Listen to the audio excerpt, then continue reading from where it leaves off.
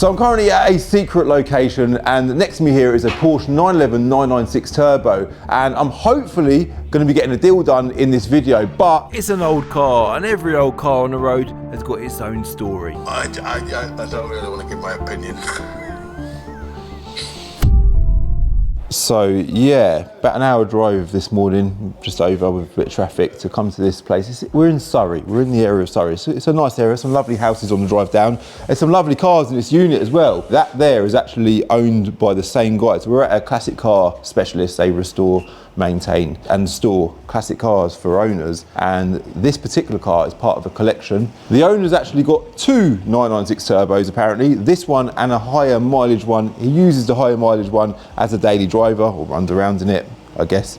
So out of the two, it doesn't use this one, so this one's going up for sale. I found it advertised for sale online as a classifieds private sale. The guys here are dealing with the sale. It's a very brief advert, so it's listed for £38,500. It's done 57,000 miles, so it's a real low mileage example. I've been looking for one of these for many years. In fact, years ago, when I bought my first fast car, if you like, I applied for a loan for £25,000 because I wanted to buy a 996 Turbo Porsche. I got declined that loan, and the bank said, look, bad news is we can't give you 25 grand, but the good news is we can give you £15,000. So I had a little bit of money to my name at the time, maybe £1,000 or so, and it was me and my brother. We got the loan and we went and bought an E46 M3 instead, which was incredible. It was young, it was a convertible, 54 plate, facelift car, really, really nice. But I never fulfilled that dream of ever owning a 996 Turbo. In that time, so that was back in, God, however many years ago, they were, like I say, £25,000. They dropped a little bit, and now in recent years they've climbed. COVID times, sort of 2020, they were in the region of £20,000, maybe a little bit more. And nowadays, as you can see, this one is listed at £38,500. You can get one for less money, of course, with higher mileage, but I wanted a lower mileage version, and this car ticks all of them boxes. Now at £38,500, this car is advertised at quite strong money, but it is listed as A1 condition, which I think is a bold statement to use for any car of this age. But so far, my first impressions are really good. On the market, it's potentially not overpriced, but they're asking the right money for it. I do want to try and get a deal done, but more importantly, because of the age of the car, I want to make sure it's all right. So the ad is very, very brief. Stunning Porsche 911 996 Turbo in A1 condition. So that's a bold statement to list a car as A1, especially with the age of the car. It's a 2003, so it's nearly 25 years old. The interior is in beautiful condition. Porsche embossed headrests, obviously that would have been an option on these cars. Also has the more desirable Aero Kit rear spoiler, which I really like about this car. I think that's a nice feature. Multi-changer Bose CD player, sunroof, which is a big thing for me, of course. New rear tyres, and an MOT with no advisories. Now that does actually, I think it does actually need an MOT. We'll have a look at that shortly. But for now, I want to have a little look over it. Specifically, the reason why I want to have a look over it is because there's something that I found on the car vertical check, which we'll talk about shortly. For now, let's just have a little wander around it and just make sure it's all good. I have had a good look over it already, and it does seem really, really nice. The owner himself isn't here right now, but I am told that I can get him on the phone and have a little chat with him, which would be good. The fella, the owner of the classic car place here, he's been really helpful. He's like, Cal, if you need anything, let me know. I can tell you whatever you need to know. I'll give you as much information as I possibly can. I just wanted to speak to you because obviously I'm just meeting Peter here. I just wanted to speak to the owner, that's all, just a bit of peace of mind more than anything. Yeah.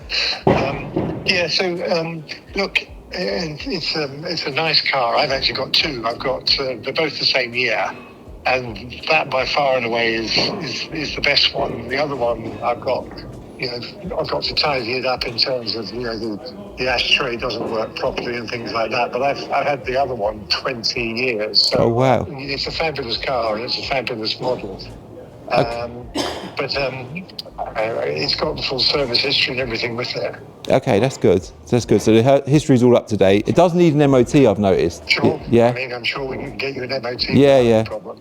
Yeah. And so there's nothing wrong with it. No, I look at it, in actual fact, I think it's a lovely car. It does look really nice. It looks lovely. When was it last serviced then, do you know? You'd have to ask Pete, because he looks after it for me. Did you service it, Peter, then? He's also got my Aston Martin there as well, you can, in the garage. It's lovely. What do you do then? Are you in the car game yourself?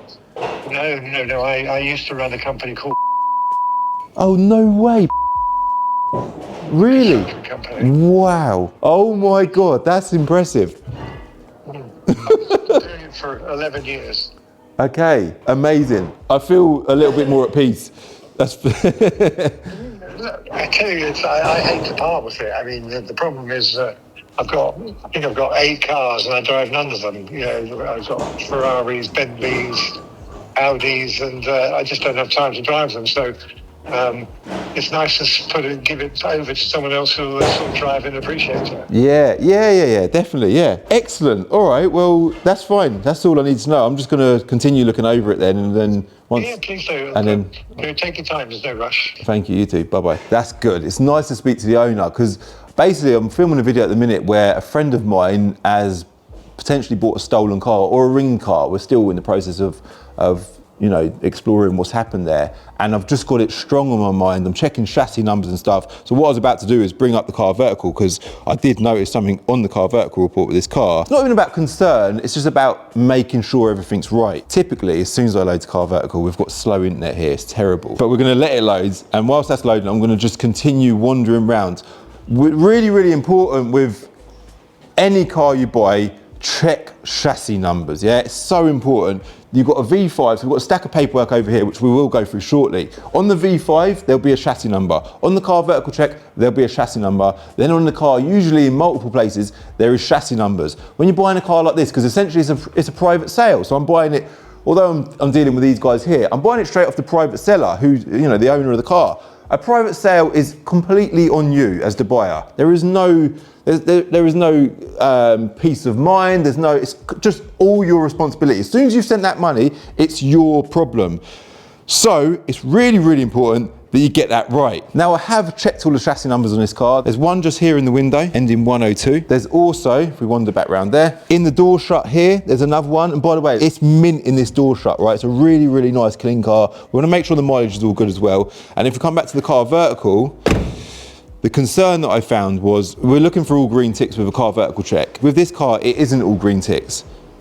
It's a green tick on theft, so it's never been stolen before, green tick on finance, and then damage. There's one on damage, I'll talk about that shortly, one on mileage as well, and one on emissions. Emissions is because it's a over 400 brake horsepower sports car, it's going to have an emissions flag. Not concerned about that whatsoever. If anything, that's like a boasting right. Mileage, long time with no mileage change detected. It just means it's sat around for a long time. We see that a lot of classic cars. Don't be concerned, but you can see the mileage graph is nice and consistent. Obviously, if it had incorrect mileage, that would negatively impact the value of the car. Really, really important you do that. Again, car vertical will do all the obvious online checks. You've got the service book there to just check that that all tallies up with the mileages as well. So you need to do your own, you know, use your own logic a little bit, but I will do that myself shortly as well. The thing that was of concern is, well, there's a damage flag. And we're seeing this a lot in recent times with car vertical, where they're showing damage on cars. It's not categorised, but it's just saying there the front bumper and the rear bumper has potentially been painted, but it does give an estimate of £5,000 to £10,000 if it was to be repaired at like an insurance approved body shop. That was done back in June 2021. Now the owner of the car doesn't have any knowledge of this. He's owned it since July 2022, so a year after that paintwork was done. I spoke to the owner of the classic car business here just to say, look, I've got a concern. I've done a check before I come down. I want to make sure that there's nothing wrong with that car. He said, we've got a ramp here. I've looked at it myself, but by all means, there's a ramp here. We'll get it on the ramp when you're here.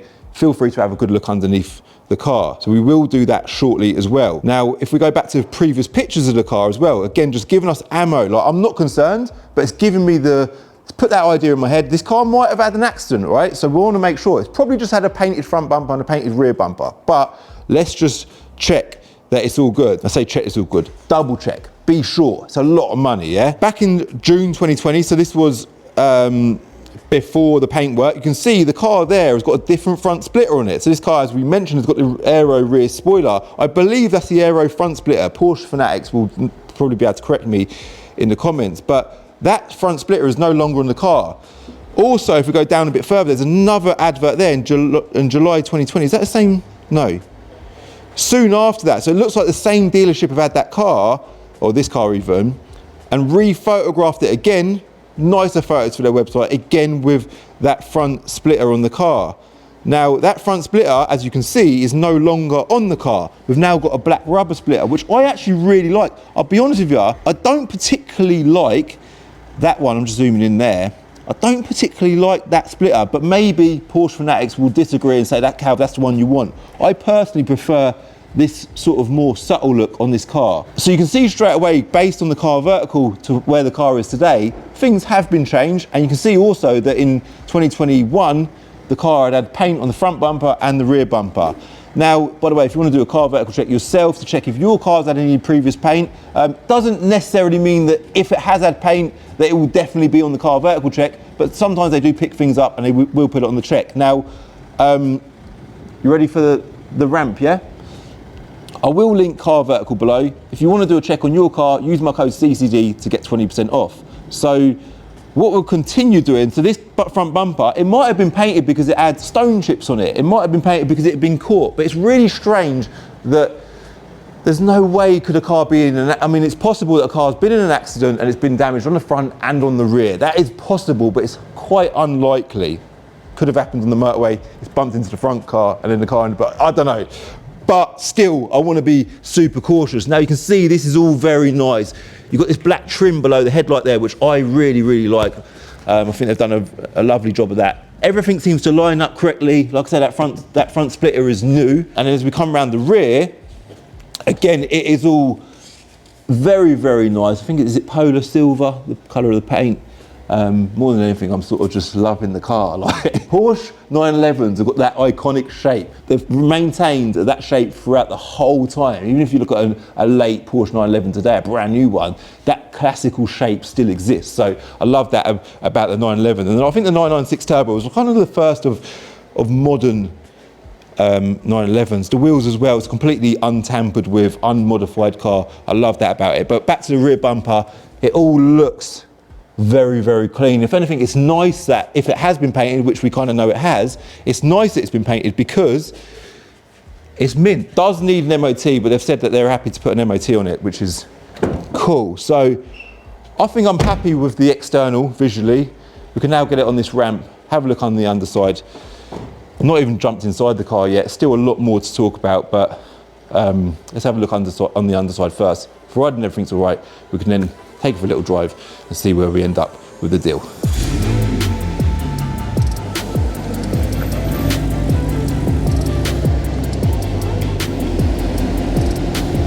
So they're just going to try and get it up on the ramp. Well, they were trying, but it's looking like it ain't going to fit because this is like a van ramp, and because this unit here, they do vans. And the Porsche's too low. But anyway, it's in a better light, it's in a better space, so I'm just having a better look over it whilst it's here. Brake discs are mint, which is obviously a big factor. I love this, I love that vent on the rear quarter. Obviously, being a turbo, it's a wide body car, so they're just chunky. Is that a gap there? Is that a gap there? Or is that just how they are? Is that right? That gap is how they are, I think.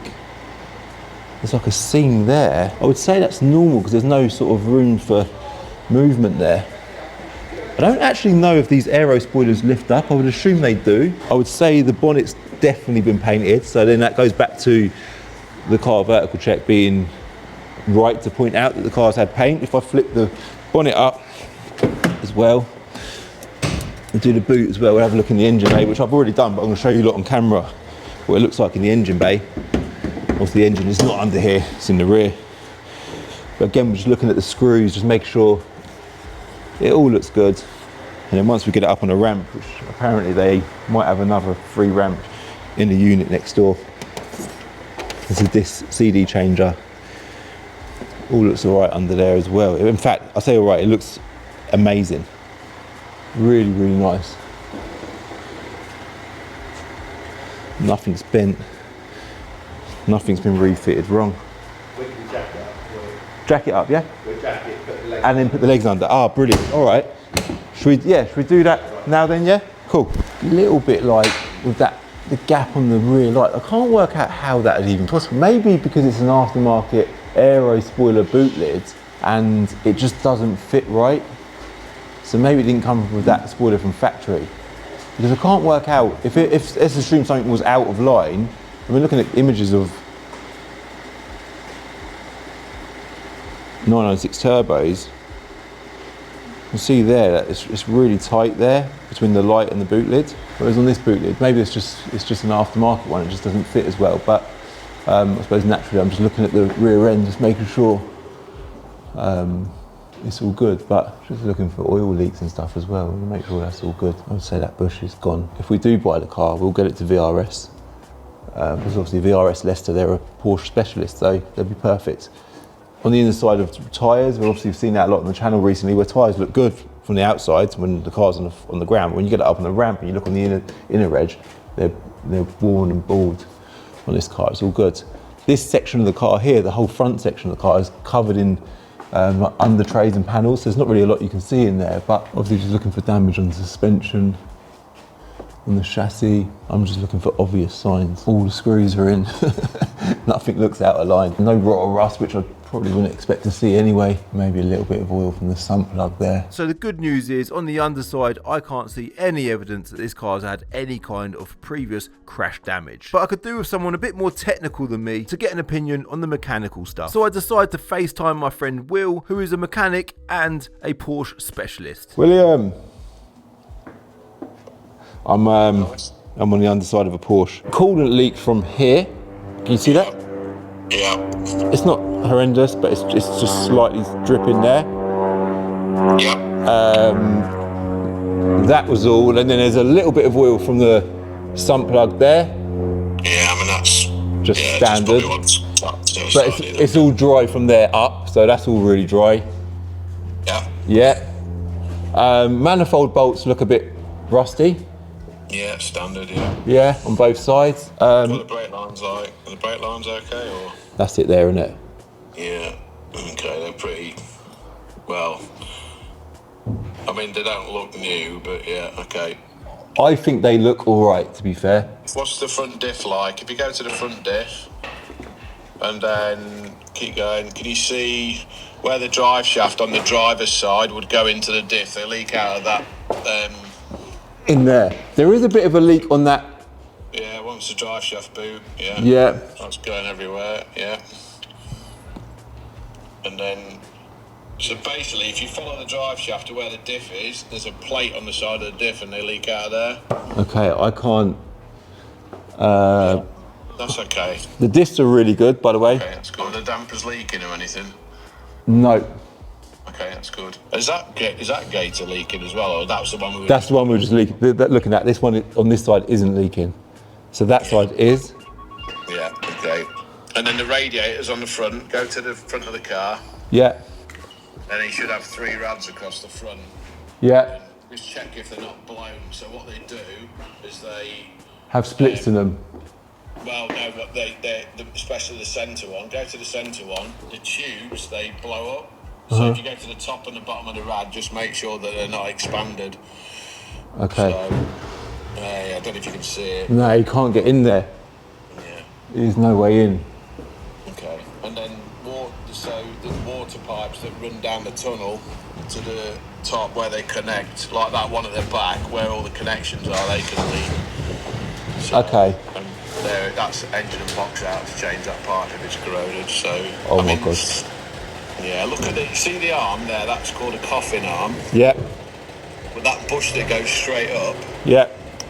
to the left, and that pin bush there. Yeah. Is that all delaminated? Yeah. Yeah. So that needs an arm. Go to the other side. Yeah, so there's that needs an one. arm. Yeah, that one's And one then as well. what Check ab- the front, they're the same. What about that bush there? What is that? That looks, I can't really tell. It looks like, yeah, I mean, it all looks really corroded under the car, mate. I mean, what did it want, 38? Yeah. What's that yellow mark on that arm? Because that's an MOT failure mark, look. Where? There, look. That arm above your finger. Yeah. No, go back. That one's got yellow chalk on it like it's failed an MOT. Oh. Or it's been marked up on an MOT. Why would it have yellow chalk on it otherwise? Don't know. Because normally they will yellow chalk something on an MOT to say it's a problem. It's got no MOT either. Well, it has, but yeah, it's basically got no MOT. They're happy to put an MOT on it, but we can MOT it. Well, yeah. Go to the right. Okay, stop there. Stop. Go to the left. with the camera. Oh, see that actuator's all corroded and rotten? Yeah. That's the other problem. So that's going to want replacing. Understandably, Will is being cautious because he sees these cars day in, day out, and he knows the cost of the bills that come with them. But as ever, I'm trying to see the bright side, and I'm still trying to be optimistic. That's a lot of work, mate. A lot of money to make it right. It depends what you... It's not... I don't really want to give my opinion. It's just the same as that one I was talking about. Yeah. It was just an absolute rabbit hole of... Oh, go straight up where you are now. I mean, it's not as mint as What you've when seen. you said it's not A1 condition, is it? It's not The A1 other- condition now. The other thing is as well, if you go back to where that water pipe leak is, Yeah. then getting that pipe off, that sits over the top of the water pump on the back and the cog. Yeah, all that. I can see that. That's a big job, isn't it? Yeah, it's massive job, mate. So I think it's engine out. If I'm honest, it might be anyway. That's the other. Yeah, because it's just to do. It might not be, but I'm sure it was. I'll have to just because you can't get that pipe off the back of the pump. I don't think. I think you have to drop the engine to do it. And the problem is when you drop it, you got to undo all you got to undo a load of stuff that doesn't undo potentially, and then breaks, and then you end up buying stuff because it doesn't undo, sort of thing. But yeah, I mean that yeah, it's not A1 condition, that car, mate. 100%. Might be on the outside, but the mechanicals aren't.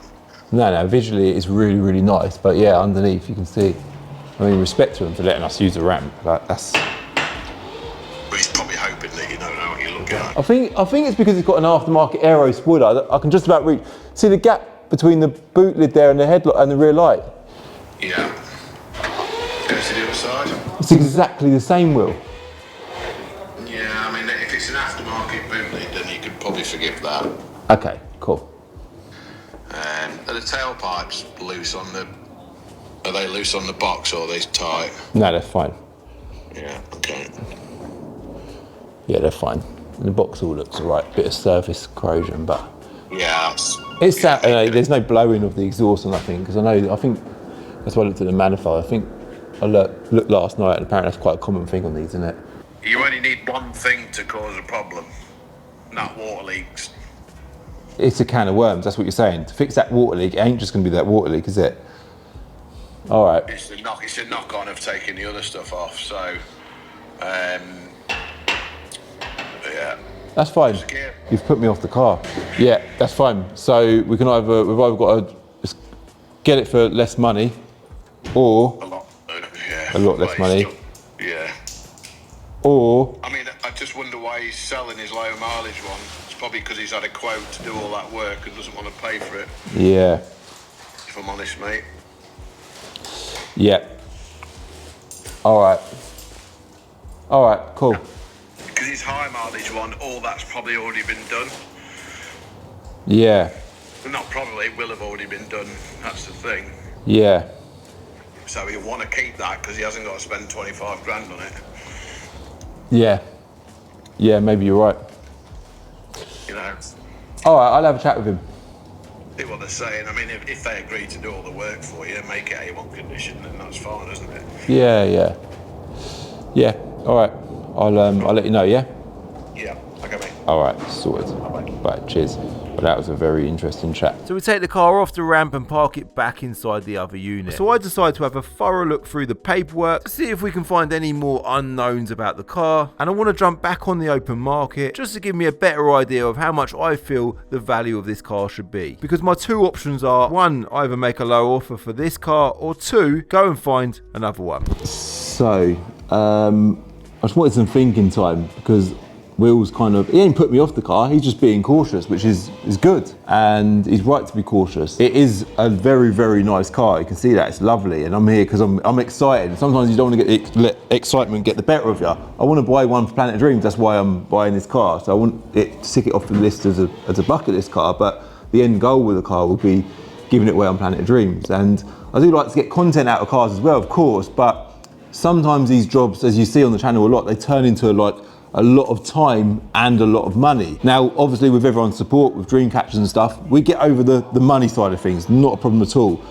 But I want to buy cars and give them away as quickly as possible. I don't want them sitting around. So I think with every car, like with my car dealer head on, every car's got a price. I'm up for buying anything. I say it all the time. I very rarely walk away from a situation without buying a car. If I'm here to buy a car, I've travelled down here today, it's a bit of a journey, it's a time out of my day, time out of my life. I want to buy everything that I've given time to buy in. In my head, I'm like, I'm here today to buy a Porsche 911 Turbo. I want to go away with the car.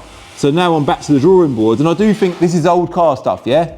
Debatably, like, the car needs a little bit of love, or to say debatably, factually, it needs a bit of love, but debatably, it's just old car stuff. That's normal. Yeah, the car's 25 years old, or almost 25 years old. It's gonna need a few bits. I was a little bit concerned about the accident, potential accident damage on car vertical. I'm satisfied there's nothing there. The car's had paint, right?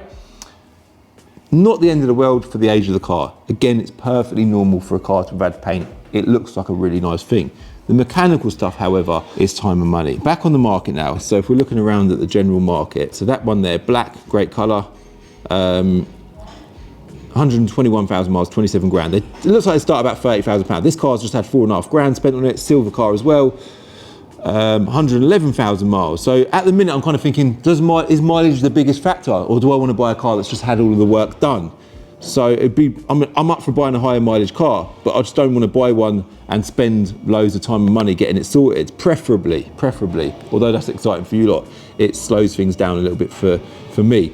This one here at 33 grand looks all right, 76,000 miles. Again, you could be faced with the same sort of wear and tear, worn out, corrosion, replacement part issues with this car as well. That car doesn't have the aero rear spoiler on it, which I would say that's a non-genuine aero spoiler anyway. So this car here, £33,000, done 76,000 miles, 35 grand, 88,000 miles, 35 grand, 83,000. So as we step up the market, you can see we're getting sort of, that's a convertible, which I wouldn't want personally. That car there in Leighton Buzzards, which is close to us, has done 77,000 miles, £38,000. That looks really nice. It's nice in black as well, so that's a potential. A little bit more miles, 02 plate car. I think they facelifted them in 02, so I'm guessing that's a facelift car. I've just had a good look through the history on this car as well, by the way. Service history is all good. Majority of it's Porsche. Most recent service was at Porsche Hatfield in 2024, because it's got Porsche Hatfield plates on it as well. 38,500, that's actually this car here. It's also advertised, it looks like it's advertised in different places. So to be fair, when you look on the market, it looks priced right. Then just above that, you've got that one at £65,000 with a dealer at 65,000 miles, sorry, at £39,000. 40 grand's gonna get, another one there, £40,000 with Imperials, who are a car dealership, done 59,000 miles. Like, sometimes it's false economy buying a cheap car. You may as well just go and buy an expensive, one that's a bit more money, 40 grand, and save yourself the aggro. The good thing about buying from a car dealership is you're buying peace of mind. You're buying, you know, the car will be warranted. If it goes wrong, if it needs anything, they'll sort it out. That car will be prepared for retail. I'm not saying it'll be brand new, because of course it's not a new car, but it will be to a satisfactory quality. So that is a very, very good comparable. And I think black's nice as well, although I do think they look really good in silver. I think silver suits them nicely. So that car, with all the prep done, from a car dealer point of view, is a 40 grand car. What the demand for it is, I don't know, but I'd say they're probably quite a well-demanded car. And one thing I do know with these cars is, like I said earlier, they're going up in value all the time. Like, they are an appreciating asset. And the Porsche 911 Turbo, what a statement, what a name, what a brand, what a car. That car will, without a doubt, if you look historically at 911 Turbos, they go up in value. They are a great way to spend money. And this car today, you'll look back at this video in years to come and be like, Calv, that car at sub 40 grand, you didn't buy it. So I know today, this car is just a car, it just needs a little bit, it needs a bit of love, and it needs someone to buy it and save it. In fairness, the money's not, it's not too far wrong. It's just whether I want to buy it or not. I don't know. I wonder what everyone's thinking watching this video. I wonder if they're thinking, Cal, just buy it. Just bloody buy it. What do you reckon, Brees? I don't know. You don't know, do you? Will's Changed my mind. Will's changed your mind. When we pulled up, it looked nice, didn't it? And when we looked round it, it looked nice. Yeah. And then when we got underneath it, there's definitely a few reasons to be alarmed. And Will, I never call Will when I'm looking at a car because I want to just buy it and then face the problems later. It's always exciting. But with this particular car, I did want his opinion because I didn't want to buy a car that needs loads of money spending on it. So, and it is a large outlay as well. I'm going to take more time to think about it. Might have a chat with the guys here as well, see what they're saying. Everything's worth buying for the right price, isn't it? I might just make him a low offer. Walk away from this car or buy it at 35 grand. That's the question. You'd be better off spending 45 on one that's minted and had everything done with a bit more miles. Another reason why I'm super keen to buy a 911 Turbo is because I want it on display at my event in just 2 weeks time, CCD, the event 2026. It's on Father's Day at Wilton Mill Go-Kart track in Daventry, which is nice and central for pretty much everyone in the UK. We've got a lovely lineup of cars there ourselves, and I really want a 911 Turbo as part of that line. By the way, if you're one of the few people that still hasn't got your ticket, you can get yourself a show car ticket or a spectator ticket at petrolhedonism.club or find the link below this video. Yeah, I would obviously like it at the show as well, but yeah. I mean, it can go to the show. It can go to the show, yeah, it looks nice on the show. Cheers, Will. That's all right, no worries, all right, see you later. Still thinking I want to buy it. The right thing to do is walk away, but this car looks so good in front of you. It just looks so nice. Even I'm looking at the tyres, it's got the little knobbly bit sticking out the tyres. Like, this is a nice car. And like, it's just so good looking. And then I have a look through the paperwork and it just reinforces that feeling. Just having another little look through the invoices. A good few invoices there. Porsche. I think what I'm thinking is, I've obviously not test driven it yet. I'm going to assume it drives nice. Obviously I won't buy the car without test driving it.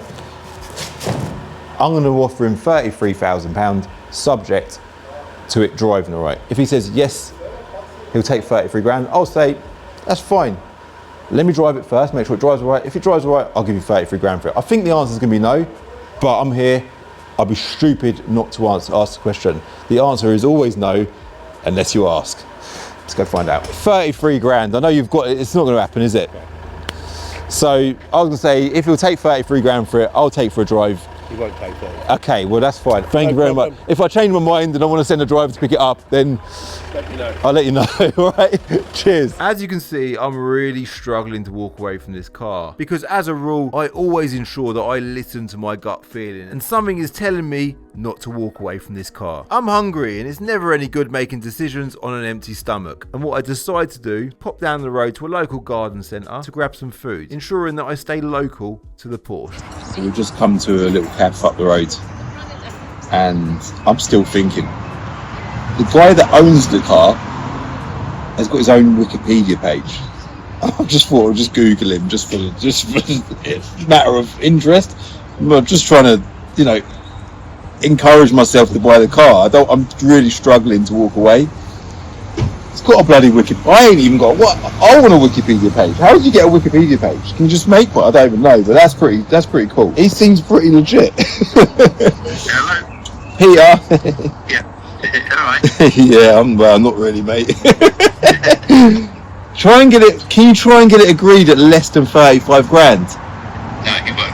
I guarantee you won't do less than 35. Alright, Okay. Bye. Have a coffee. Alright. Yeah, I will. Cheers. Bye. Thank you. That's my lunch. We'll have lunch and then we'll talk about it after. That's nice. Thank you very much. So that's lunch done. Home time then, Brees, yeah? Yeah. I'm going to head back and have another chat with him. I'm thinking if it drives all right, would I give 35 grand for it? Maybe driving it might just swing the decision. I don't know. But I'm struggling to leave.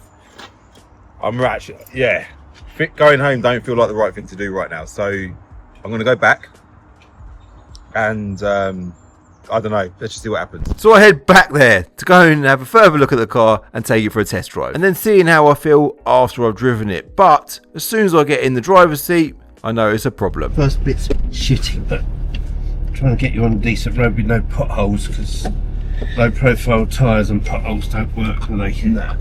Electric seat don't work, does it? Is it not? Nah. We'll have a look at that if you want. Does that one work? Yeah, it's just the back that goes up and down. Is that what these? Yeah, it looks like it is, yeah. There's no other buttons. It's just that back one. I've never driven a turbo before. I've had loads of 911s, yeah, but never had a turbo. This one's ready to bite any time. Yeah, you can just feel them spooling up straight away.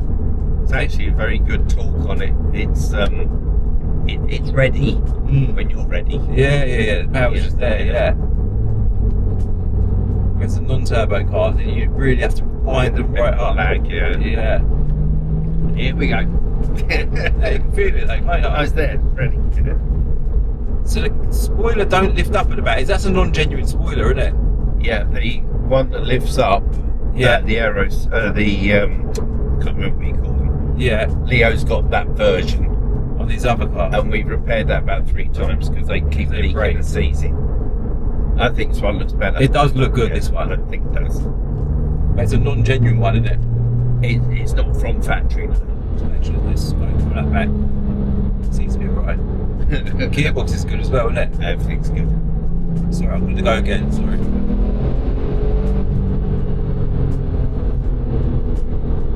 It's quick for an old car, isn't it? It is a quick car. It is very quick. It ain't now, but bloody hell, it's. It's there when you want it as well. It is, yeah. A bit of a fresh MOT on it as well. It just means it will come back down here. That's the problem. Right.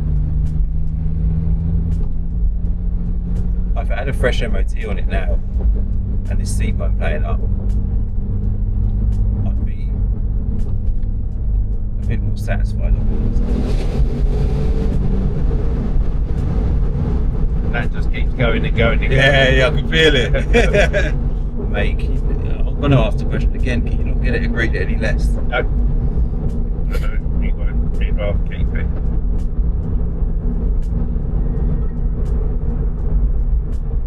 I'm only assuming I can get down to Yeah, no, I 35. know, but I feel like a I'm sure I conversation. can. But you won't go less than that. So after all of that, I decided not to buy the car, and I left and went home.